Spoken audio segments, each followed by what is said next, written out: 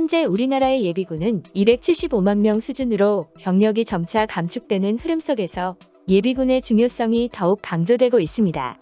명령을 잘 따르지 않아 방해만 될 것 같지만 예비군들은 안보에 꼭 필요한 우수 전력일 뿐만이 아니라 코로나와 같은 전염병이나 자연재해에서도 국가에 큰 힘이 되기 때문입니다.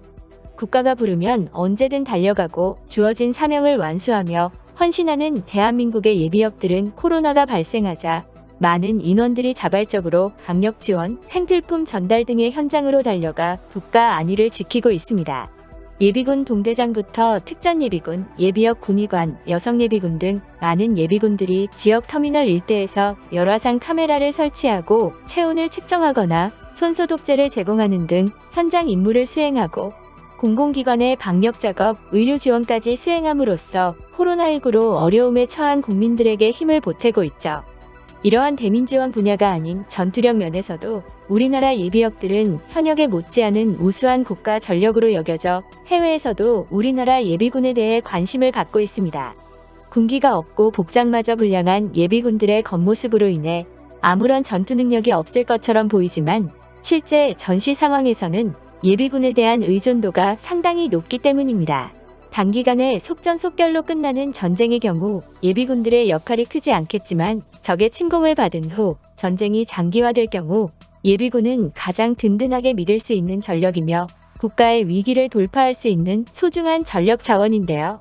명령에 굴하지 않고 느긋한 모습을 보이며 흐트러진 군복과 장난기 많은 모습으로 인해 예비군이 전쟁에서 도움이 될지 의문을 가지기도 하지만 예비군들의 실체는 현역에 못지않을 만큼의 전투 능력을 갖춘 특급 전력에 해당합니다.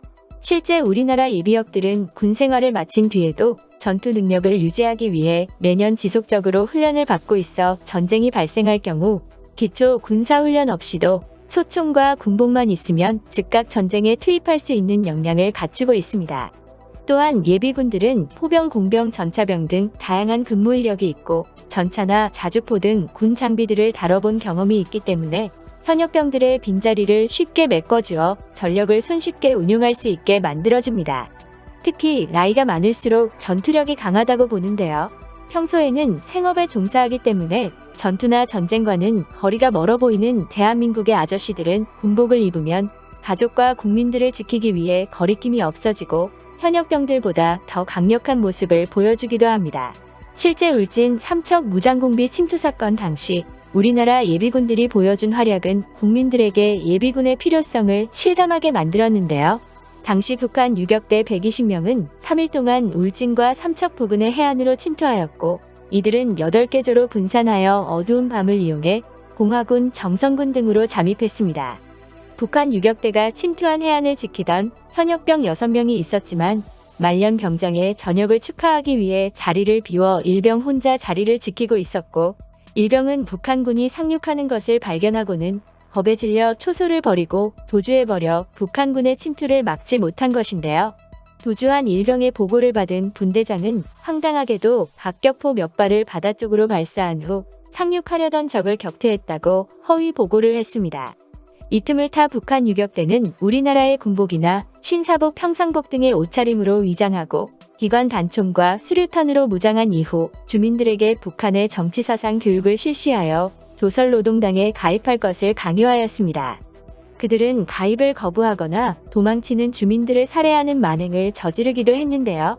공비들로 인해 외부와 연락이 제한되었지만 주민들이 릴레이 방식으로 계속해서 군 당국에 신고하는 기지를 발휘하였고 상황을 보고받은 군은 즉시 정선 영월 삼척지구에 비상사태를 선포하고 군병과 예비군을 동원해 공비들의 퇴로를 차단하고 포위망을 구축했습니다.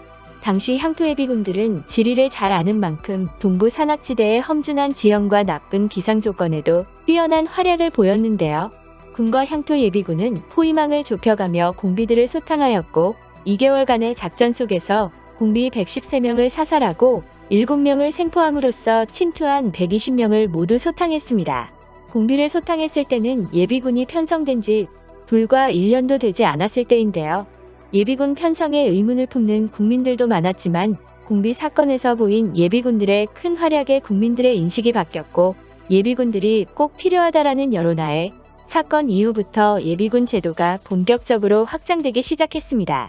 외국에서도 한국의 예비군에 대해 관심을 가지고 긍정적인 평가를 남겼는데요.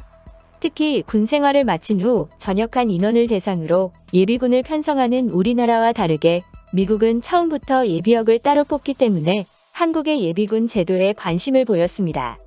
미국의 예비군은 현역에서 제대하여 예비군으로 편성되는 병력은 사실상 거의 없고 대부분의 예비군들은 처음부터 예비역으로 지원하여 예비군이 되는 것입니다. 미국의 예비역은 주중에는 생업에 종사하고 주말이나 방학, 휴가 시즌에 훈련을 받는 방식인데요. 우리나라와 다르게 예비군들이 군 생활을 경험해보지 못했기 때문에 전투 능력이 상당히 떨어졌고 미국에서는 이들을 주말 전사라고 놀리는 별칭이 만들어지기도 했습니다. 또한 람보 시리즈 등 많은 영화에서는 예비군들을 어리버리한 군인들로 표현하기도 했는데요. 미국이 한국의 예비군에 관심을 보였던 이유는 또 있습니다. 바로 과거 LA 폭동 당시에 한국 예비역들이 보여준 활약 때문인데요. 대부분의 한인 남성들이 군필자였고 베트남 참전 용사도 있었기 때문에 이들은 군인이라고 해도 믿을 만큼의 강한 조직력과 빠른 대응을 보여 외신들을 놀라게 만들었습니다. 폭동이 발생했을 당시 흑인들의 테러가 심각한 수준이었지만 미국 정부로부터 별다른 보호를 받지 못하자 한인들은 스스로와 이웃들을 지키기 위해 한인 라디오 방송을 통해 현 상황을 전파했고 결국 해병대 전우회를 중심으로 예비군 부대를 조직하기에 이르렀습니다. 지휘체계가 갖춰진 한인 예비군들은 진지를 구축하고 옥상에서 경계를 서는 등 흑인들의 접근을 용납하지 않았는데요. 훈련된 군대와 비슷한 모습을 보이는 한인 예비군들의 모습에 폭동을 일으키던 흑인들은 결국 공지를 내리고 물러갔습니다. 외신들이 이 사건을 보도한 이후 한국 남성들은 군복을 입고 있지 않아도 조심해야 한다는 말이나 한국인들이 옥상에서 폭도들에게 맞선 것을 나타낸 루프코리안이라는 신조어가 생겨나기도 했습니다. 특히 루프코리안이라는 신조어는 20년에 가까운 세월이 흐른 지금까지도 언급되고 있고 모르는 외국인들이 없을 정도인데요. 최근 경찰의 과잉 진압으로 흑인이 목숨을 잃어 발생한 대규모 인종차별 시위가 폭력 사태로 번졌고 약탈, 폭행 등으로 인해 많은 사람들이 피해를 입자 외국인 네티즌들은 루프코리안이 필요하다, 경찰이나 군대보다 루프코리안이 낫다라며 과거 한인들의 우수한 대응을 언급하기도 했습니다. 우리나라의 예비군들은 현재도 뛰어나다는 평가를 받고 있지만 예비군의 중요성을 파악한 국방부는 예비군 정예화를 추진하고 훈련 방식을 발전시키는 등 예비군을 강화시키고 있어 앞으로 우리나라의 예비군은 더욱 강력한 모습을 갖추게 될 것으로 보여지고 있습니다. 그러면 국가를 위해 헌신하는 예비역 분들에게 감사 인사를 드리며 오늘 이야기는 여기까지 하도록 하겠습니다. 제 이야기가 마음에 드셨다면 구독과 좋아요 부탁드립니다. 시청해주셔서 감사합니다.